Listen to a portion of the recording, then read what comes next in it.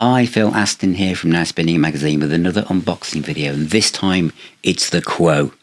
The Early Years 5 CD box set, clamshell box from BMG from 1966 to 1969. But I'm also going to tag on a few decades into the future from 2012, one of the kind of official archive series. This is volume 2, one of the Christmas gigs. Quo and Slade was so good at doing Christmas gigs. So I'm just going to talk about that a little bit as well. But first of all, let's dive in and have a look inside the Early Years by Status Quo. So this is Status Quo, the Early Years 1966 to 1969. I really like the design of this box. I know some people have mentioned online they don't, but I really like it. Safety matches, Ice in the Sun. It's a nice clamshell box. There are 5 CDs in it, BBC sessions, mono and stereo albums, the Spectres before Quo, A-sides, B-sides, demos and outtakes. As it says here, and my little bit of blurb, mono and stereo mixes of picturesque, match-stickable messages from Status Quo and spare parts, original albums, etc., and a booklet and extensive sleeve notes. And this is from BMG. Let's do the booklet last of all. So, disc 1 is Status Quo, picturesque, match-discable messages from Status Quo and spare parts. So those are the original mono albums. And then you have the same albums in stereo. Then disc 3 is before Status Quo, 1966 to 1967, the Spectres and Traffic Jam. And then we have disc 4, which is A-sides, B-sides, demos and outtakes. You can see there's lots of tracks. 16 tracks on there. And then BBC sessions 1968 to 1969, and lots of tracks there, 18 songs. And the booklet is substantial and not just lots of pictures and a few comments. There's a nice essay, nice story, lots of detail to put these tracks and these albums in context with the band, as many of us got to know them in the 70s and beyond that point. Lots of memorabilia and lots of detail on the tracks as well. So, songwriting credits, etc. And everything is covered. Even some handwritten notes as well. And then we've got track notes at the very end as well, which is very useful. Going all the way through, and then you've got the mastering and etc. project assistance by Andy Gamble, and that's the booklet. So that is Status Quo, the Early Years. Now, while I'm here, I just want to make a token gesture towards this, which is the other end of their career, because I should have covered this earlier, and it's Status Quo, the official archive series, volume 2. This is from Christmas 2012, and this is obviously Quo in a totally different beastie, playing Caroline, Hold Your Back, Rain, Mystery Song, etc. But it's also worth your time, because it's fantastic.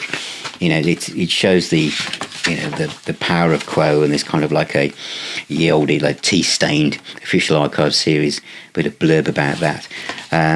But I think if you're into Quo, these 2 recent releases, and this is obviously just come out now, and this has not been out that long at all, is well worth a listen. That is Status Quo, the Early Years from 1966 to 1969. As I said, some people have said they're not quite sure about the design of this box or whatever, but it fits in from the period it is from. What's it like? Most of you will know this already. And I'm going to roll back to what it was like for me. I started my Status Quo journey, and I'll do this as a separate video, but pile driver. For a lot of us growing up in the 70s, we came in there. We might have crept in with Dog or Two Heads or Mark Kelly's Greasy Spoon with tracks like Mean Girl or whatever, but really it was Paper Plane.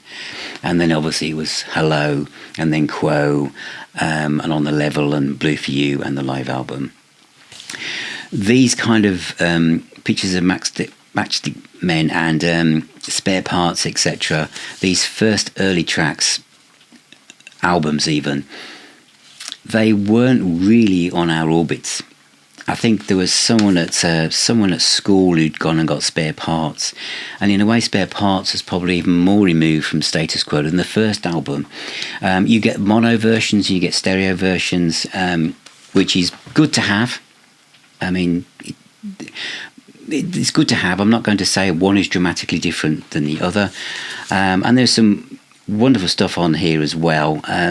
There's even a one track on the BBC sessions that sounds like Black Night by Deep Purple, I have to say.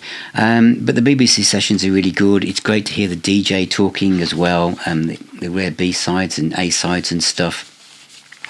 But it's very, very different. But what I loved about it is that the magic of bands of this period doesn't have to be just status quo either, who literally changed direction because of what was going on with the music around them.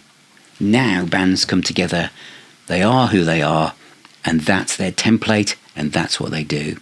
But back then people were writing music, and to realise for me how different these albums are. And they were obviously thinking, hard rock was coming along, prog was coming along, and they just thought, well, we need to change, we need to alter. Think of Deep Purple, The Who, how they started with their early albums, and they just shifted over thinking, well, we need to move over here now because things are changing. Bands don't really do that anymore. I can think of towards the end of the 80s, early 90s, when some bands tried to follow grunge, but it wasn't that successful. Most people just reverted back to, obviously, hard rock and whatever their ground roots were. But in the 60s, so many bands were so different in the music that would eventually make them uber famous, and Quo were one of those bands. This is whimsical in places. It's humorous. It's quite complicated. It's very different, but you can tell the voices, and you can tell by some of the guitar motifs it's status quo. But I remember being at school thinking, well, oh no, the old album, that's before they turned into status quo. They still were Quo, just different. If you're a status quo fan, this is not just a little bit of nostalgia or thinking, look, it's not just for completists. I think there's lots here to enjoy. And I really like this, and I think it's well put together. You saw the booklet.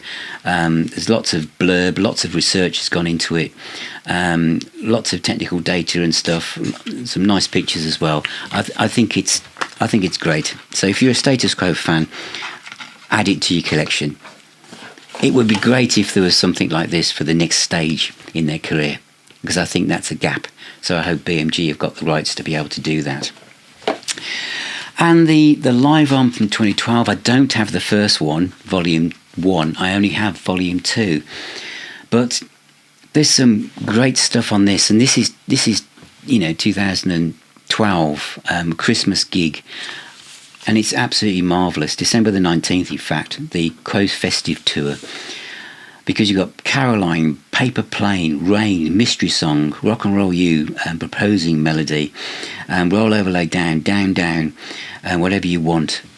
The band are on fire, and it's obviously Parfit's in there as well. It's great. So, two ends of the status quo spectrum there. The early years from 66 to 69, and a great Christmas gig from 2012, out now. So, thank you for watching. Thank you for being here. Thank you for all of your support. Please take care. Please subscribe, ring that little bell, become a patron, a YouTube member, or just make a donation via Ko-fi. All help support what I do here. Take care. Keep spinning those discs, and I shall see you all very, very soon.